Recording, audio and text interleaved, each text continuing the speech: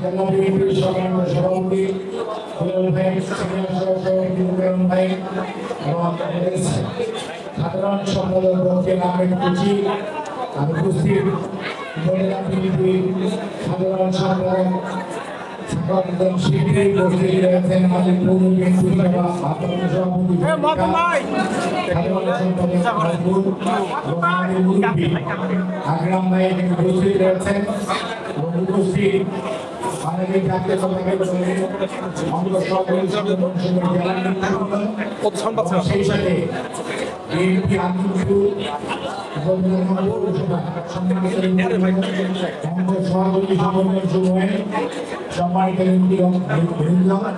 সেই সাথে আমাদের সাবেক জনপ্রতিনিধিগণ এবং বিগত আন্দোলন সংগ্রামে বিভিন্নভাবে নির্যাতিত ভাই বোনেরা সাংবাদিকগণ, আসসালামু আলাইকুম। আমি আজকে বিএনপি জানিয়ে আপনারা যেখানে এসছেন সেজন্য আমি আমার নিজের পক্ষ থেকে দলের পক্ষ থেকে এবং আমাদের দলের ভারপ্রাপ্ত চেয়ারম্যান জনাব তারেক রহমান, আমাদের চেয়ারম্যান দেশনেত্রী এবং খালেদা জিয়ার পক্ষ থেকে আপনাদের কাছে কৃতজ্ঞতা জানাই, সংগ্রামী সালাম জানাই, অভিনন্দন জানাই। আর মনে রাখবেন, বিগত 17.5 বছর যে নির্যাতন নিষ্পেষণ বিএনপি এবং বিএনপি পরিবারের উপর হয়েছে, তার ধারাবাহিকতায় আমরা আজকে একটি পর্যায়ে এসেছি। এখনো আমাদের আন্দোলন সংগ্রাম শেষ হয়নি, আন্দোলন সংগ্রাম চলমান আছে।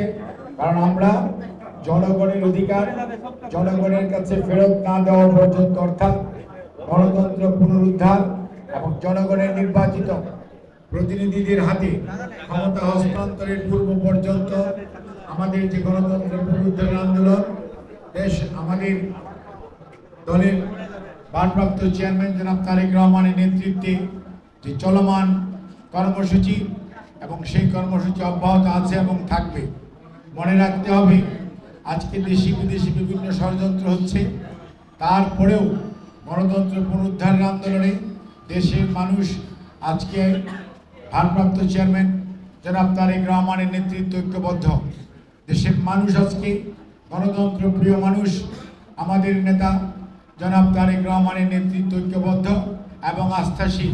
ঠিক যেমনটি 1975-এর 7ই নভেম্বর আমাদের দেশের মানুষ সিপাহী জনতার বিপ্লবের মাধ্যমে যা স্বাধীনতার ঘোষক শহীদ রাষ্ট্রপতি জিয়াউর রহমানকে বন্দি দশা থেকে বের করে এনে দেশ পরিচালনার দায়িত্ব দিয়েছিল, অর্থাৎ আস্থা রেখেছিল।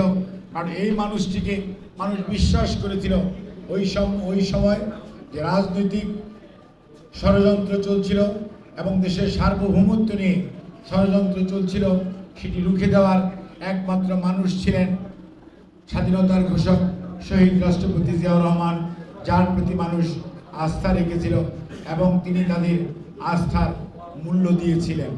যার মাধ্যমেই বাংলাদেশ একটি উন্নয়নশীল থেকে একটি স্বয়ংভর বাংলাদেশ পরিণত হয়েছিল।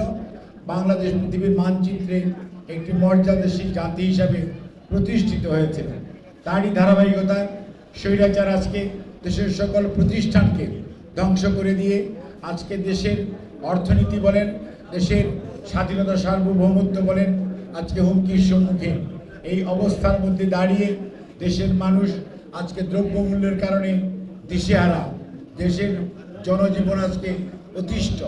এই অবস্থার মধ্যে আমরা আমাদের দলের ভারপ্রাপ্ত চেয়ারম্যান জনাব তারেক রহমান 31 দফা রাষ্ট্র সংস্কারের কর্মসূচি দিয়েছেন, অর্থাৎ যেটার মাধ্যমে আগামী দিনে রাষ্ট্র পুনর্নির্মাণ বিনির্মাণ হবে এবং দেশের মানুষ তার জন্যই আস্থা রেখে দেশের সকল রাজনৈতিক দল আজকে কিন্তু 31 দফা রাষ্ট্র সংস্কারের কর্মসূচি গ্রহণ করেছে।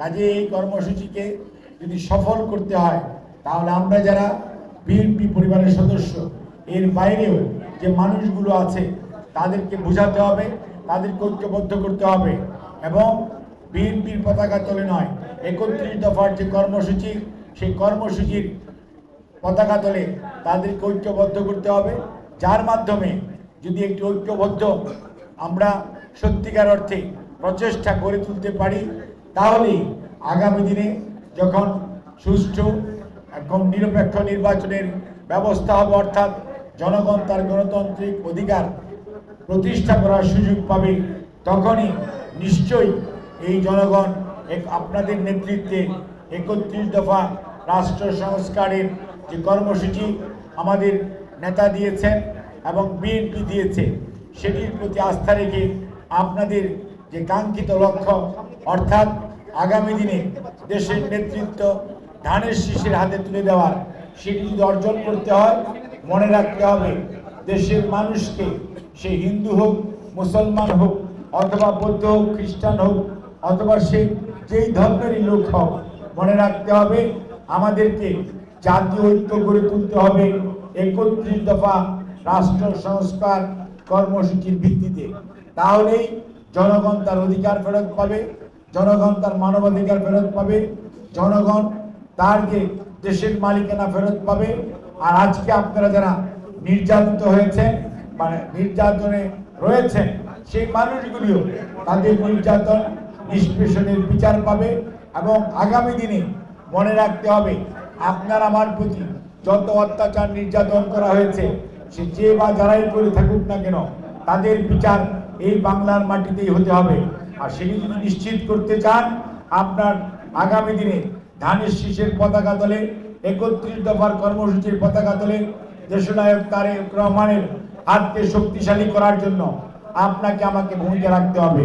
কাজেই বন্ধুরা, আজকে সাইফুল ইসলামের পর এনামুল হকের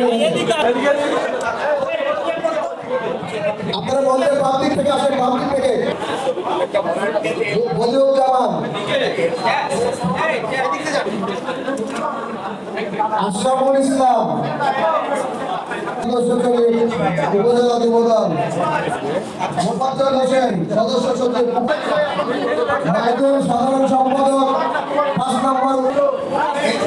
এজাজের এজাজ উপস্থিত আছে।